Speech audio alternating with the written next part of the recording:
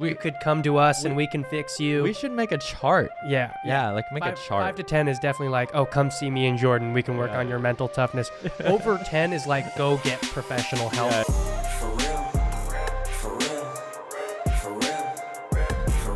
Welcome back, kids and coaches. This is Caden Niemoff with Briones Pickleball for the Briones Pickleball podcast.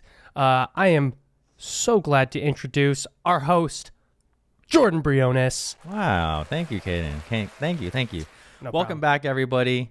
Caden's back. We're back every week. Before we start the show, we just want to shout out to our sponsors, Selkirk Sport. If you want really awesome paddles that have lifetime warranty and that are made here in the States, go ahead and check out the link below.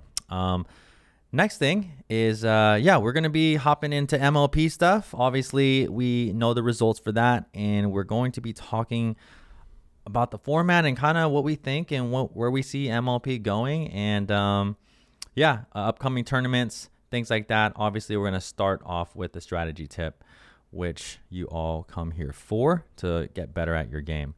Caden. But before that, last two things. If you listen to our last podcast, we announced that Caden is now teaching these 2-day intensives, the Briones Pickleball 2-day intensives. Bang. So if you want to get on the court and really dive deep into your individual game and get either Caden or I, there's a sign up below. And last thing, I know this is the last thing here, but if you want to get one-on-one coaching directly from your smartphone, you can download the My Pickleball Coach app. Link is in the description. I have developed a team, and Caden is actually part of it. So me, myself, Caden, and a few others are on the app, really high-quality coaches, helping you straight from your phone. So if you want to get coaching one-on-one, you actually just send a film in of you playing. We will analyze it, and then we will put you on an improvement journey, improving every aspect of your game. So check that out below. Let's go. Caden, how are things? Like, what's going on? What's new? Oh, man. Well, a lot of exciting things going on. I really do have just 2 days here in Arizona before I go off to tournament life. Again? But I have opening night at the Orchard for Arizona Pickleball League tomorrow night. It's actually the Orchard Cup rematch. So week one, straight into the gates of competition and playing a really good team. So I'm fired up for that. And then right after my match tomorrow, I actually leave for Atlanta early in the morning to play APP Atlanta. And then the following week, I have another Tuesday night pickleball match. And then I head to Dallas. And that is Dallas, another APP. APP Dallas, yeah. So Dallas and Vegas are the same weekends. Okay, so we'll be following Caden on that APP tour. And we'll obviously talk about it when you get back. Heck yeah. But now let's jump and hop right into the strategy tip of the day. We're going to be talking about drops today. Ooh. And third shot drops, to be precise, with some precision there. Oh, yeah, absolutely. Precision over power. And that's a good segue. All day, every day. Yep. Drops. Caden, when I first started the game, this is a very interesting topic, I think. And I don't know, you tell me, because you started a few years after me. But believe it or not, no one really dropped with topspin that often. It's true. So back in the day, I would say 6 to 7 years ago, there wasn't, and it's partly due to technology, but also partly due to the skill set of that players had and new players coming in the game. But most drops were kind of flatter, or with a little bit of slice, some underspin. Today, and we were always told to hit it in the kitchen. So and we were told hit it short in the kitchen. Now, in today's game, obviously with new tennis players and other players and athletes from other sports, topspin super huge. So we're going to be talking about specifically the topspin drop today, and go ahead and check out. Hopefully, this will be out by the time this is released, or it may not be, but we will have a video on topspin drops. And Caden, dropping with topspin as opposed to maybe underspin or just a regular flat kind of drop with no spin, what are the benefits? Yeah, topspin, typically what's nice about topspin is you're getting your ball to lift up but then drop, right? Yeah. So typically with a drop with topspin compared to a drop with backspin is once you hit your drop with backspin, that ball's going to bounce and it's usually going to come up straight up and bounce a little bit higher, whereas topspin will almost kick and continue to bounce outward into your opponent's body. So I would say at the highest level, most players are using topspin for their drops. Now, backspin is not a bad option. It's not something I would say never do. Now, I would say you can drop your drops with backspin and keep it fairly low. For sure. But, when some players do drop with backspin, it can tend to float and sit up right. fairly high in that yellow zone. Yeah, if you don't hit backspin well, that ball's bouncing pretty high, right? So if you have a really good backhand slice and, you can keep it low to the net and it kind of just floats over the net and then drops, that's a good shot. But if you hit it not very well, that ball's usually bouncing pretty high, which means that fourth ball that they're hitting is coming in with some heat. Yeah, so the biggest key thing, exactly what Caden said, the effect of topspin that it has is, it clears the net, has good net clearance, but it's dropping rapidly, a lot more than something that's hit more flat. So, and that is very important because the players at the line, they have to kind of judge that ball, if they're going to volley it, if they're going to step back, and that ball is coming really quickly down at their feet, headed towards their feet. So, percentage-wise, what would you say you use in terms of topspin compared to anything else? Really good. So since we're talking about drops, let's talk about that right now. I probably hit on my forehand side. So we'll just talk about forehand today because there's a lot of nuances when it comes to the backhand. But and you do have a two-hander, so yeah, I do have a two-hander on the backhand. But specifically sticking to forehand drops, I would say 70 to 90% topspin. And then more of a lift or a little bit of a slice sometimes on my forehand. Now, how I make that decision, I think, is really important. For sure. When I have enough space, when the ball has bounced fairly high, kind of towards my yellow zone, I can easily get under the ball, and I'm going to try to be hitting a more aggressive drop with topspin. Yeah. When I'm kind of on the defense or I'm on the run or on the stretch or the ball's very, very low, so like shin level, it's easier for me to slice it or not even slice, maybe just come under and lift. Yeah. So what about you? So believe it or not, my forehand, I will probably drop. I mean, I'll probably hit topspin 80 to 90% of the time. Yeah. Like you said, it's completely based off of positioning. I will typically always get myself prepared and in position to hit a topspin drop, but if I can't and the ball's maybe a little bit outside of me, I do use this kind of cupping slice technique that I probably wouldn't recommend to anybody, but it works, and it really depends on the situation. It's not something I would typically say, oh yeah, I would rather hit this. On the backhand side, I only have the one-hander in doubles, so I actually dominantly use slice on my backhand. Yeah, I think that's most pros right now today. Yeah, right. But as the game is evolving too, I think we're going to see a lot more topspin drops from the backhand, adding 100%. adding that left hand.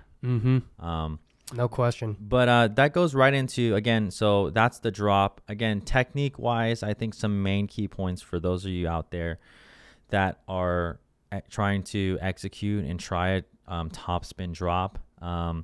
Number one is one big error that I see is huge backswings. Yeah. And actually taking your paddle back way behind that right knee.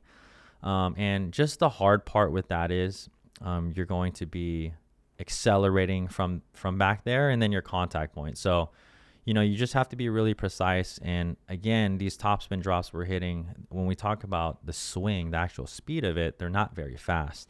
You're right. So when we have a huge backswing, it's kind of hard to slow it down. And you don't need to start it back there, since we're just doing this very, very simple brushing motion, brushing up on the ball. If you watch like a Ben Johns or something, who is probably one of the best to do a topspin drop, notice how he starts in front of his body, or right in front of his right knee. Mm-hmm. Any tips on just technique, really quick, Caden? Yeah, I would say your footwork to give you time and space on your swing is huge. We talked a little bit about spacing. What is spacing? Well, the spacing is the contact point of the ball in your paddle compared to your body, right? If you're jammed and you're in tight, or you find that you're not preparing well enough and your weight's moving backwards, all of those things make your life that much more difficult when you're trying to hit that drop. And as soon as you kind of realize where your contact point and how you can prepare to get that contact point that you want, it'll make things way easier on you. And it took me a little bit to figure that out, but once you do realize it, it makes things a lot easier. Yeah, so that's topspin drops for you. Again, the last thing I would add, make sure you're dropping that paddle head down to the floor, face towards the ground, so that you can actually lift with a smooth motion. And lastly, just a little tip here on targets, Caden. When you're hitting your drop, what are you aiming for? What are you aiming for? What are you looking at? I'm aiming either for my opponent's feet, or I'm aiming for the non-volley zone line. You do not have to be perfect while hitting your drops. Like I said right before this, I was told when I first started that you are supposed to hit your drops in the kitchen.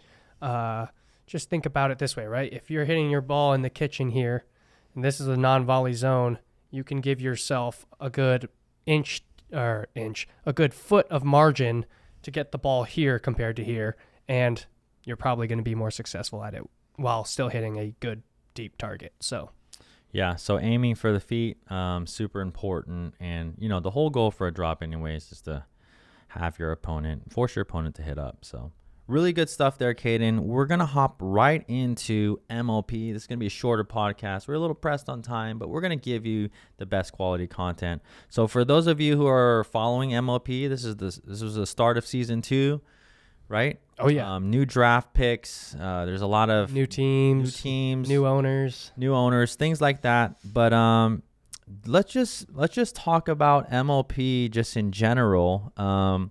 Obviously it's changing the landscape of pickleball. And about the merger, since our last podcast, Caden, PPA and MLP kind of worked out some sort of deal. We don't really know to the extent of what that really means. And we'll bring you more on that probably next podcast. But at the end of the day, things are at bay right now, and they're fine. And we'll see what it is going forward. But the winners, we're just going to talk through the winning teams, which were who, Caden?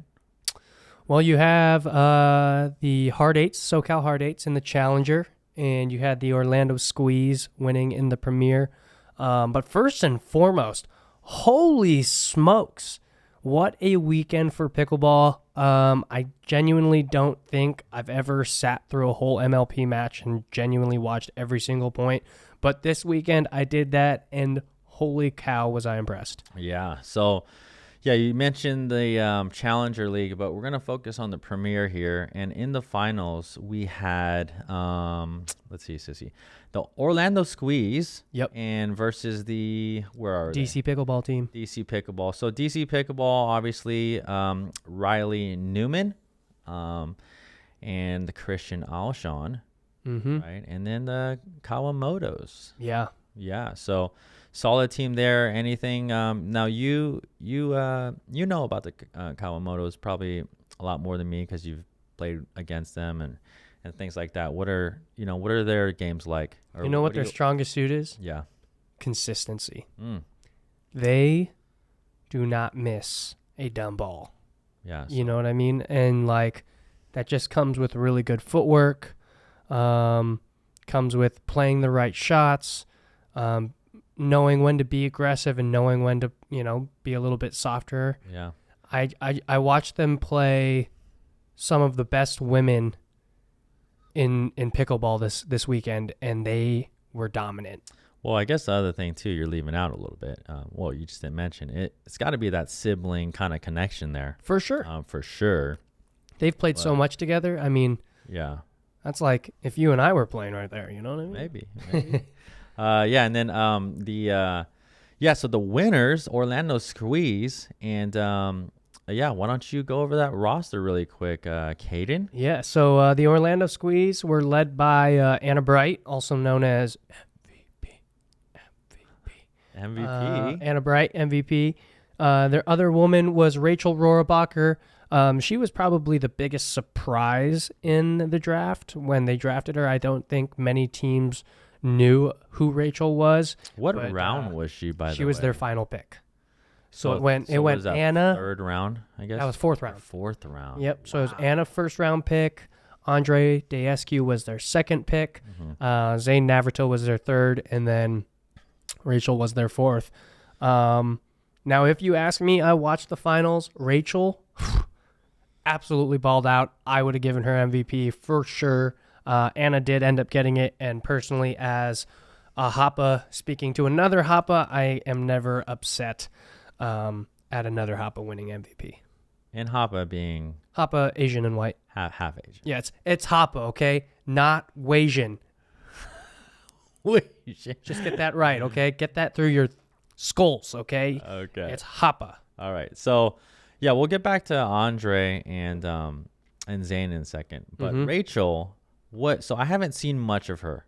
She's new. I know Anna Bright's game fairly well. Obviously, been a dominant force on Women's Pro. Why don't you tell me about Rachel's game and what you saw, what you liked? What's her strengths? Like, what did you see, man? So she played college tennis. So very naturally the rolls, forehand roll, backhand roll, the drops, the drives.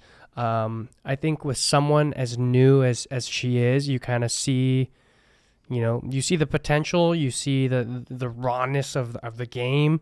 Yeah. But you definitely see a little bit of inconsistency and maybe a little bit of struggle in the no man's land. Rachel handled all of that like a champ. In transition. Oh, yeah. What did I say? So, no man's land coming from tennis. Oh, yeah, sorry. Well, transition zone. All right. But yeah, I mean, she was absolutely solid. Wow. It was kind of crazy how it all started because DC actually went up in the final 2-0, winning women's and men's. Yeah, so format wise, it was crazy. So you got to win 3. You got to win 3 out of 4. 3 out of 4. And so they play women's first. Women's, as in women's, the men's play each other, and then they do 2 mixed games. So you're saying DC won the women's, they won the men's, and all then they had to do was win one mix. One mix, and so Orlando Squeeze came back and won 2 mixed doubles games in a row. And who played with who, by the way? Andre played with Anna. Okay. And then Zane played with Rachel. Wow. And actually, believe it or not, they were down 2-0 in the match. And typically, you will leave your best mixed team for the 4th round. Mm-hmm. But because they were down 2-0, Anna and Andre came out the third round, the first round of mix. So can you switch it? So it's not determined. Like you could switch it the last minute. So how it works is they flip a coin, and if you win, you get to decide whether you want to react or pick your teams first. Got it. So react is obviously better, right? So if let's say interesting. I have to play against Jackie and Riley, I'm going to say, okay, I'm going to react to that, and I can put out who I want. Put your best squad. Right. So I'm guessing Riley played that 3rd game. Should try to close it out. Yes or no? No. Oh, man. Oh, wait. So who got the flip, though? The coin flip, though? I don't remember who got the coin flip. So that would be very interesting. But the third round matchup was Andre and Anna and Christian and Jackie. See, that was the problem. Mm-hmm. Well, that's really interesting. But they both lost. But I mean, it was So it was 2-1 after that, and then you would think Riley and Jade would have closed it out for that third game, and Rachel and Zane, they played just freaking lights out. It would I you know me, I love Riley. He was getting owned out there. He was getting owned by the Miss Rachel. She was on one. She was ready to go. All right. Well, shout out to the Orlando Squeeze. All right. Andre coming up. I don't even know if he was in Premier last time. He was. Oh, he was. He was on the Milwaukee Mashers. Okay. But his game has definitely dramatically increased. He's a giant out there. I don't know even how tall he is. Is he like 6'4" or something? 6'4", 6'5". Yeah. Yeah. Obviously a tennis player. Gentle giant, honestly. Nicest guy. Super nice guy. And Zane, you may have heard of him. That's it. That's all I'm going to say about Zane. Shout out to Zane Navratil. But yeah, I think obviously they played really well. And you said it went to a dream breaker. It did. So, when it's 2-2, tied 2-2, they play it out for singles, first to 21. And what did you notice there? And let's talk about that strategy-wise. And obviously a lot of people talked about this from the last podcast or from the last season, but building your team, a strong doubles team, but making sure you have those singles pieces are so important. So what did you see in the Dream Breaker specifically where it went wrong for DC? I think the biggest thing was just the tennis backgrounds for the Orlando Squeeze. Now, I mean, DC Pickleball has all 4 of their players have tennis backgrounds. You know what I mean? I just don't think all 4 of them are like, hey, yeah, singles is a main thing for me, right? Like if you go to any PPA tournament, the only person you're going to see on DC's pickleball team that plays singles in every single tournament is Christian Alshon. Yeah. Right? You look at Orlando, the only guy that you would consider not saying, okay, he's not a singles player is Andre, and even he was a tennis player. Yeah. So he's not a bad singles player. He just wins enough doubles events that he's like, I don't really need to focus on singles. Maybe he should. Maybe he should start playing a little bit more. I'll tell you right now, in the semifinal, Orlando played the Arizona Drive. He owned Julian Arnold. Yeah. Owned him. Well, I saw some. Oh, man, I wish I could bring up that point. It was a hands battle. Yeah. Dude, Andre's reach is just so ridiculous. And I saw Julian, blasting balls at him left and right. And, yeah, he's a giant at that kitchen line. The only guy who I know that, like, has even remotely close to reach as that guy is myself.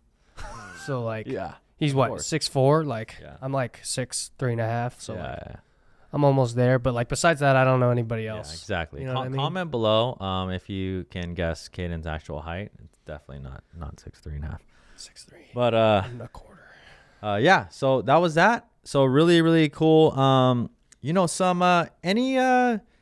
Anything you pulled out of here, Caden? I mean, just going for the next or planning for the next MLP. What can teams do? Are they locked in? When can they make trades? So they can make trades whenever, I believe. Really? And I think if you're Chicago, I think you're probably making some kind of move. Let's talk about what everyone wants to hear, or what I would want to hear. Ben John's team, Chicago Slice, and then Annalee's team. Where are they? Oh yeah, Utah Black Diamonds. Obviously, the number one men's player and women's player. They don't make it.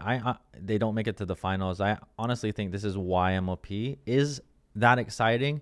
It's because we see these different matchups. But Chicago Slice, we got Jesse Irvin, Lacey Sheeman, and Eric Lang. And then Utah Black Diamonds, we got Irina Tereshchenko, the MLP Queen, and Thomas Wilson and AJ Kohler. So and that's the thing. You look at these and you're not seeing you're missing some single specialists out there for sure. That's the tough thing. So maybe trades on both teams. Like, okay, in terms of strategy, all right, let's say you're an MLP owner, right? you're building a team. You have 10 total points. How many of those points are you putting into men's and women's? How many of those points are you putting into mix? And how many points are you putting into singles? Yeah, really tough. This is what makes this, MLP is really, really interesting. We will see how the trades work out. So, okay. I think personally, you have to prioritize mixed a little bit. Yeah. Well, here's the thing too. You can think about it like this: the best kind of like mixed players are also usually good, men's or women's, also usually good at singles. True. Yeah. I would say, especially the men's players. Mm-hmm. Really good stuff, Caden. Let's talk about some things that happen at the MLP. Obviously, you probably have heard of it if you were watching it, following it.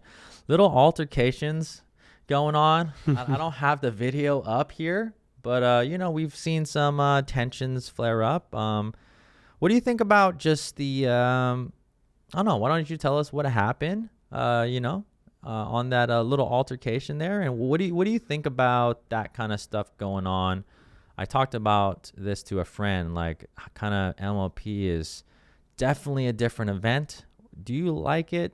And then after that, do you like where it's going, or do you think there should be some reins pulled here? Personally, I think sports are meant to be intense.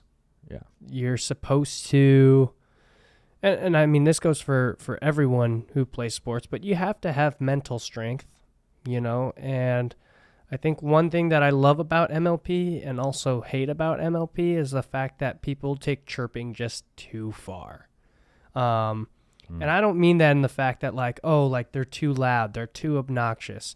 It's just too, sometimes it's just too much. You know what I mean? Like I get it. You're excited.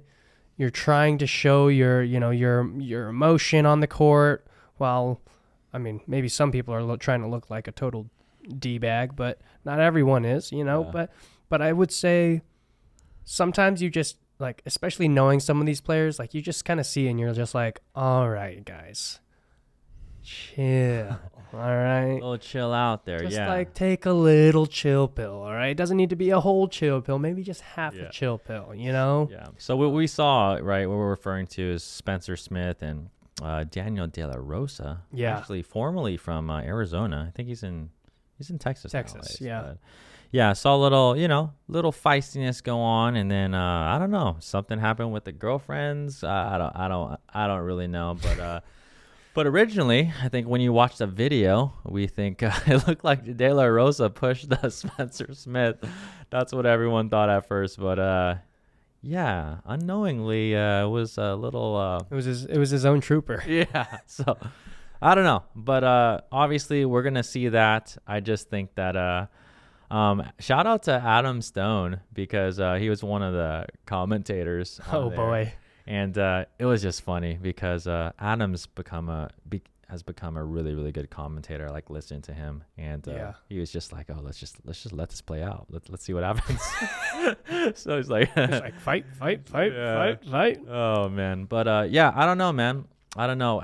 Well, there is right now. There's not red cards, but there's something blue and orange cards. If you're two. If you get 2 blue cards, it's a technical foul. If you do something really crazy, it's an automatic technical foul. So at least there's some repercussions for behaviors and stuff like that. But I don't know. For sure. We will, I don't think it needs to change. I just think people need to, like I said, chill. Just chill. Maybe chill. Just be chill. Be chill, man. Okay. Go out there, enjoy yourself, be chill. Yeah. One of the best gets here. Holy smokes. Probably anticipation. Biggest anticipation, best anticipation point so far of the year for sure.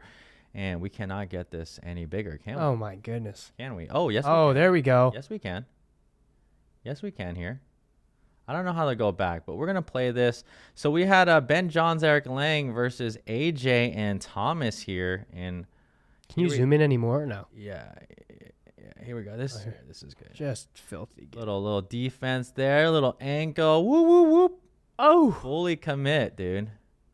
Okay, so if you guys, obviously they ended up losing the point. That was the sucky thing for sure. Oh, 100%. But yeah, you could see Ben Johns going for this extreme angle. There's this ball that went, 15 feet in the air. And we saw, 15 feet in the air. And then we saw kind of Thomas kind of committing, just expecting the angle. And yeah, right here, boom. Oh, God. With a slide too. So just a little tip here. If you kind of expect your opponent to hit a large angle, you can kind of cheat and run out. If you have court space for it, of course. You have court space. But yeah, just probably the best gets I've seen. And yeah, I don't know. I mean, that's just silly. I am very high on Thomas Wilson.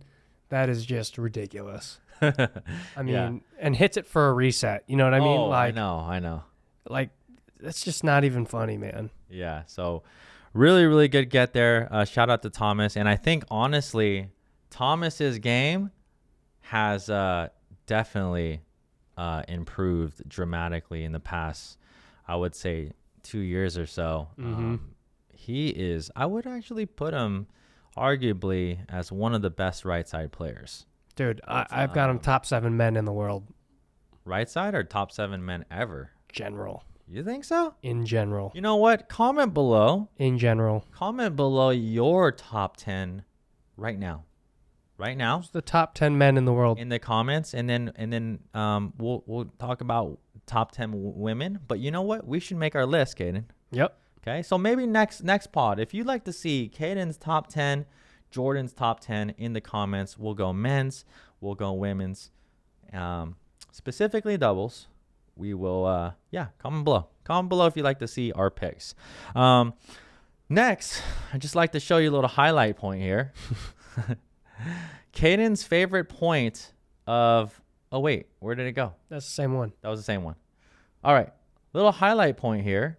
So Caden, actually, what tournament was this, by the way? This was PPA Cincinnati Open. So PPA, we got a PPA Cincinnati. Caden, along with Michael Lloyd, made it to center court, huh? It's true, we did. Made it to center court. Is this second round now? So second round, we got a paycheck for winning our first. Hey, what do you win? Let's tell the viewers, what do you win by winning one round in a PPA? I think it's like $170. No way. Was it really? Something like that. $100? $170. Don't sell me short here. Not selling you short. Okay, so you can see how wealthy the pickleball players are. Oh yeah, it's a pickleball lesson with tip. Yeah. Okay, so you guys made it to, and you got to play against Ben and Colin. Yeah. Okay. Mm-hmm. So wasn't your best showing probably? No, not at all. Not even close. But hey, made it to center court. Next time, get that sound on. Get that sound on. Will it play? Just listen to the commentators just roast us. Let's just see. Did the commentators do some roastage here? Okay, let's see. Okay, so we got Ben serving, and then we're gonna have a return by Caden, and we're just gonna see a little. Yep. Bye. Oh, little.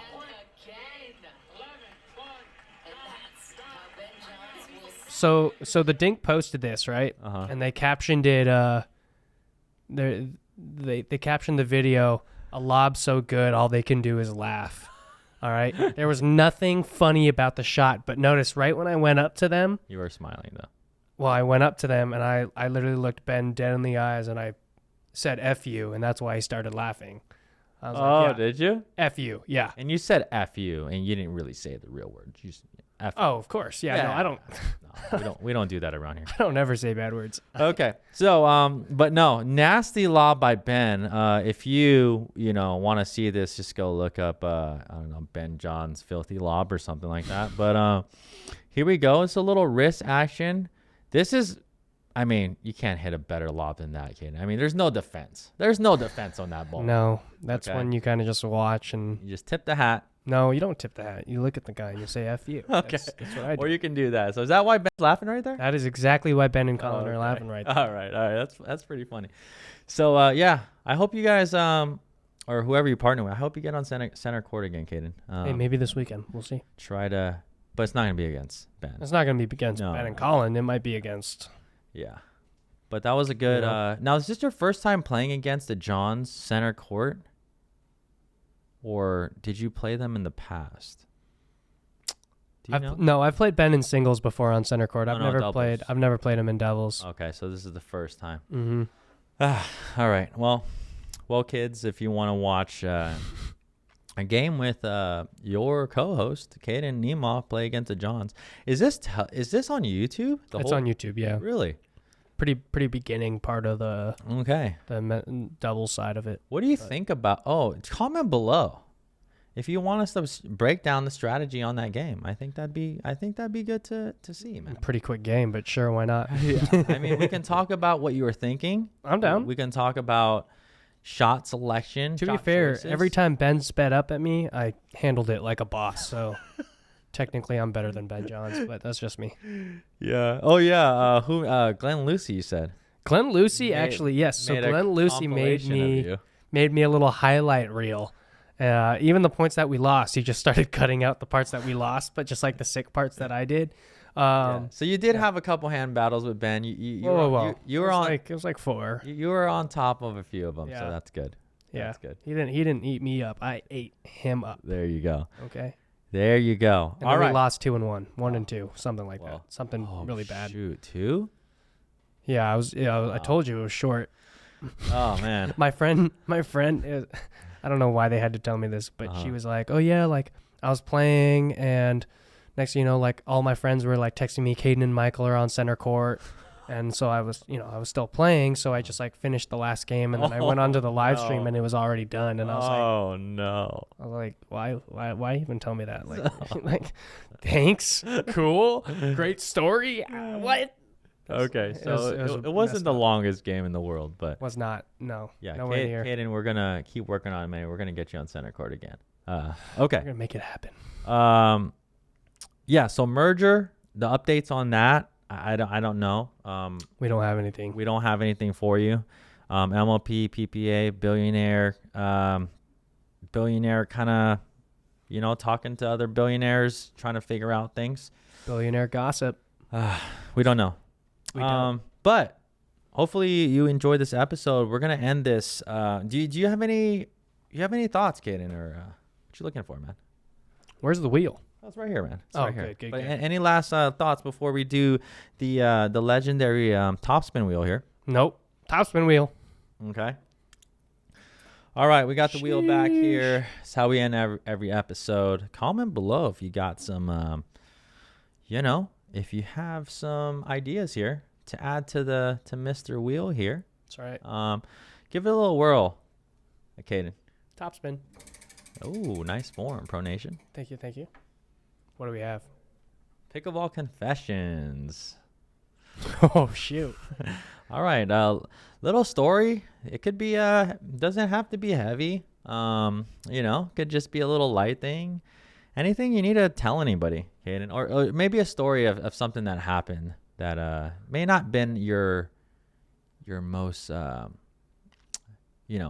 your most best moment or something like that. Because you played a lot of tournaments here and there. You ever got out of control? Maybe, I don't know, Caden. I mean, you have a lot of stories. Sure. You're not your proudest moment. Okay, not my proudest moment. I played in a tournament last year.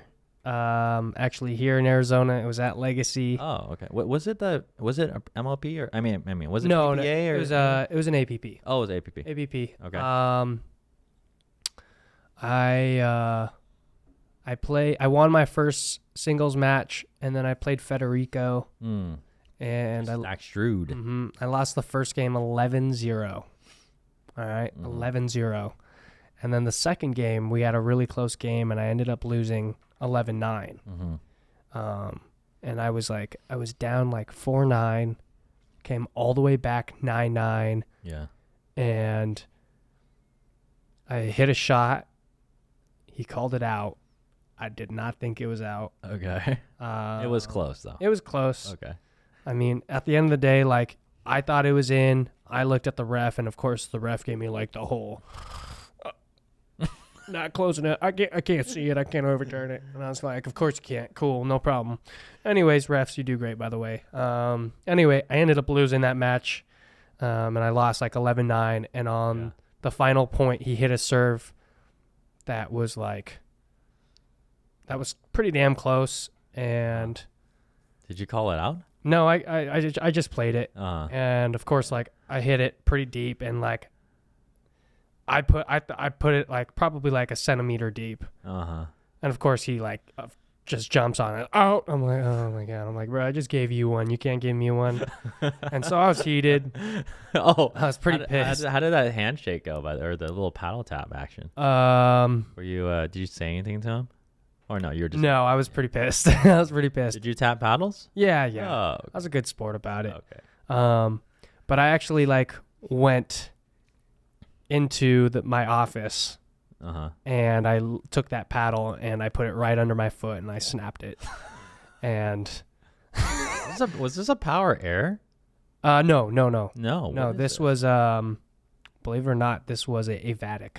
Okay, so you were just honestly doing a little like paddle testing to see the durability. Absolutely, yeah. I just wanted to snap it really quickly and kind of see if I could, glue it back together. Just for science. Exactly. That's not a big deal. It's a scientific experiment. Okay. All right. Didn't hold up the way I thought it would, But is that have you snapped paddles, or that was have you done that before? Only paddle I've ever snapped. Trust me, as a baseball player, snapping bats is like one of the things that you always want to do when you're angry. And believe it or not, I've never snapped or broken a bat. In pickleball, I have that same feeling every now and then. It's very rare. Especially since as I've gotten older, I've just managed to kind of control my emotions in those terms. Good job, man. Thank you. Good job. It's easier to get over them now because I just don't have the time to pout and then get back into a point. I just have to regroup and reset and then go back into it. So honestly, I'm not usually ever too mad. Actually, in Cincinnati, after I lost to Ben, really badly wanted to snap a paddle. The one that we just showed. Yeah. Really wanted to snap a paddle, but instead a guy came up to me and asked for my signature on his T-shirt, and so I just told him, I said, "Hey, here, I'll do one better," and I signed the paddle and I gave him the paddle because I was just. Oh, there you go. Yeah. Did he recognize you from the pod or what? Yeah, and I guess he watched that match too. Watched the absolute beat down of the match. So yeah, I mean, he knew me by name. Okay. But yeah, I mean, yeah. So. Hey, you know what, Kaden? We all have our moments. We do. As long as you guys are handling it well and you know not throwing a paddle or anything crazy. Yeah. Jeff Warner style, or not Jeff Warner style, whatever you prefer. But we can comment below the number. Okay, you can put 1, you can put 0 through 10, whatever. Comment the number of paddles you've snapped or thrown. We would like to see just numbers in the comments. If you're over 10, you might want to get some help, maybe. But maybe a little bit. If you're under 5, that means you're doing pretty well. That's manageable. Yeah. And it depends, if it's under 5, but in the past month, then you might have to. I think it might be 0 to 5, you're in good shape. 5 to 10 is hey, you could come to us and we can fix you. We should make a chart. Yeah. Make a chart. 5 to 10 is definitely oh, come see me and Jordan. We can work on your mental toughness. Over 10 is go get professional help from a therapist. If you're 10 or over, we probably can't. It's probably out of our. It's not up to us at this point. Okay, here we go. Last one here. I want to go a little underspin here. Are you gonna go? Oh, underspin. Oh, shit. Well, that was a better spin anyway. All right. K drama PB stories. Oh, super gossipy. Why did I write this one on here? I think we kind of just wrote it to basically just saying what is the most dramatic pickleball story that you have where something happened. Do you have one? I don't know if I have one on this one. Huh? Do you have one? A dramatic, Mm-hmm. a dramatic story. I don't know. I mean, I know many times on the court. Comment below. So there was this one time on the court rec play. I'm not gonna even mention. I forgot even who the guy was, but there was a time. I don't know if he was getting sped up on, or whatever. But this was back in Concord. Okay. And anyways, it almost became a fist fight. Between you and this? No, other not me. Oh. No. I was an eyewitness here, and yeah, these two guys just got into it, and it was just the craziest thing. That's the first time I've almost ever seen a fist fight break out on the actual court in rec play. Really? Yeah, so that was pretty crazy. Like, this is on Concord Willow Pass, so there's like 14 courts. Just like right next to each But other. when that happened, there was yelling, shoving, and stuff like that. So like all courts stopped, Of course. right? And then it's just like all eyes on this altercation here. So yeah, that was that was one of the amateur altercations that I've witnessed. I actually have a teaching one. Yeah. Oh. I have a teaching one. Okay. All right. So teaching. Yeah. Oh, you know what? You might have. I might have shared- told you okay. this one already. But Kaden has a good teaching drama stuff. all right. So I have every now and then when you teach, you do happen to get a couple of Debbie Downers and a couple of people who just, don't really see the purpose in listening to you. And, that's all good and groovy. But I'm here to tell you right now, if you're going to take a lesson, be open-minded, be easygoing. It just makes your experience that much better.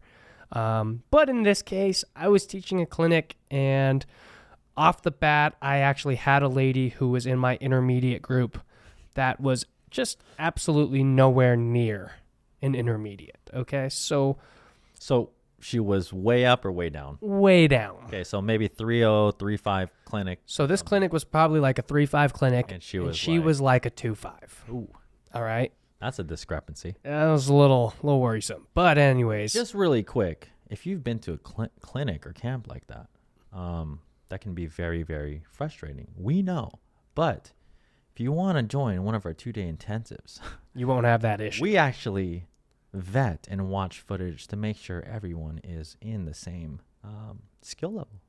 But besides the point, go ahead.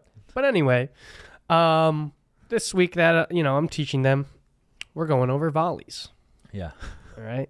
So I'm teaching. I'm talking about the volley, when we use it, how we do it, And she looks at me and she goes, "What if we don't volley?" And I go, What does that even mean? I'm like, "What do you mean by that?" She's like, "What if I don't even play up at the kitchen line and I never have to volley?"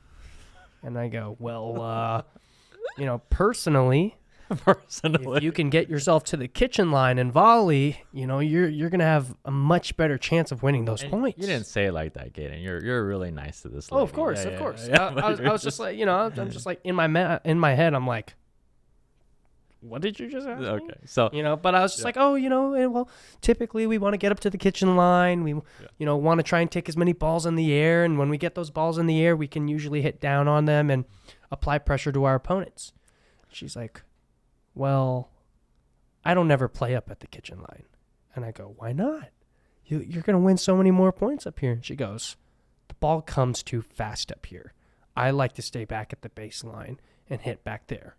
And I go, "Well, I mean, I get it's going to be a little bit faster, but I'll tell you what. If you tell yourself that the ball is going to come fast, you're expecting it. But if you don't expect it, that's when the ball is going to feel like it's coming really fast at you." She goes, "Yeah, that's not going to help me." I'm like, okay. "Well, hey, you know what? I'll tell you what.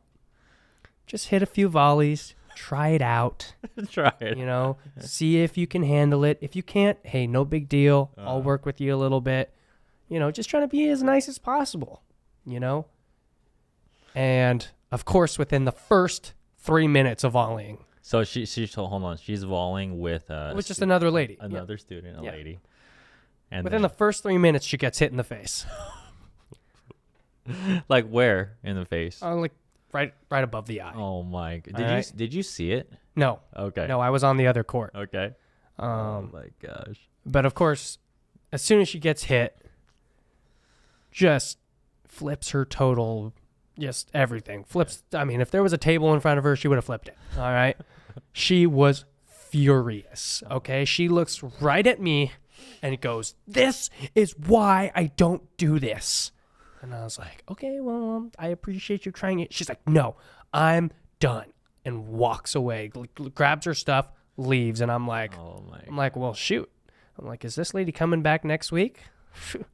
Sure enough, she came back. Okay, so this is a progressive week class, right? Correct. So it was a class over 8 weeks. Yeah, so she actually comes back. She actually comes back. And then what? And I'm like, "Hey, we're not working at the kitchen line today." And she's like, "What are we doing?" And I'm like, "Third shot drops." And she's like, "What does that even mean?" And I'm like, how are you in my intermediate class and you don't know what a third shot drop is? Yeah. You know, but yeah, basically the whole volley class was a total dud for her, and everyone was just irritated at how much of a B word she was being. But yeah, that's my little K-drama pickleball story. Hey, sometimes as you gotta have patience, man. Patience. Sometimes as coaches, you know, you gotta have some good patience. Mm-hmm. Well done, Kaden. Well done. You know, that's always unfortunate. You know, wear eyewear. Make sure if you, you know, if you're scared of getting hit in the face, which is definitely a thing, I would recommend some eyewear. You know, all I can say, guys, is if you're scared of a pickleball hitting you in the face, oh no, don't be. I mean, genuinely, guys, I'm gonna be honest. Yes, okay, a pickleball coming hard at your face can be a little bit rough, can be a little bit sketchy. It's definitely not ideal. It can be dangerous, but there are a lot of worse things that could be coming quickly at your face. So yeah, well, yeah, just expect it. Okay, if you expect pace, you don't have to prepare for it because you're already expecting it. Hey, and if your reaction time isn't as fast, I would recommend maybe getting some glasses as a safety little tip there. Mm-hmm. And or maybe bringing your paddle up a little bit higher. Who knows? Ready position is important. And if and not worst case scenario, but if you need to give yourself a little extra space, a little extra feet off the non-volley zone because maybe your reactions aren't up to the par of the players you're playing, that might be an option as well. That's acceptable. So yeah. Do what you do. Thank you again for watching this episode. Any last thoughts, Caden, for the crew? Nah, man. I love y'all. All right. We're so happy to be back. Make sure you guys check out Tuesday Night Pickleball. I'm playing this week and next week. So that is, I actually don't know the dates, but Tuesdays. Yeah. All right. Always look out for the Scottsdale Scorchers. We're going to be on fire. All right, and again, he's referring to the Professional Pickleball League here in Arizona. Yeah, baby. So, again, thank you to our sponsors. If you'd like to sign up for a 2-day intensive, go check that in the description below. Caden and I would love to personally coach you out on the court, and we will see you next time.